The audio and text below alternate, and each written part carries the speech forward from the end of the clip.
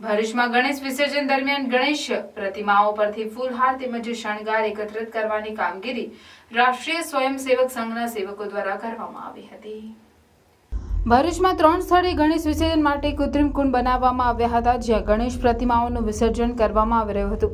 વિસર્જન માટે આવતી ગણેશ પ્રતિમાઓના ફૂલહાર તેમજ શણગાર અલગ કરવાની પર્યાવરણલક્ષી કામગીરી સ્વયંસેવકો દ્વારા કરવામાં આવી રહી હતી, જેને ગણેશ મંડળો દ્વારા પણ સારો પ્રતિસાદ મળી રહ્યો હતો। ચેતન જગલાવાલા આરએસએસના કાર્યકર્તા અહીંયા દર વર્ષે આરએસએસના કાર્યકર્તા સેવા માટે ઉપસ્થિત રહ્યા છે। અહીંયા ગણપતિ દાદા જે પણ આવે છે એમની પાસેથી જે શ્રીફળ, હાર, અબીલ, ગુલાલ, કંકુ, ચોખા, ઘઉં વગેરે અલગ પાડીએ છીએ અને અલગ પાડી અને ફક્ત ગણપતિ દાદાની મૂર્તિને કૃત્રિમ કુંડમાં પધરાવવા માટે લઈ જઈએ છીએ।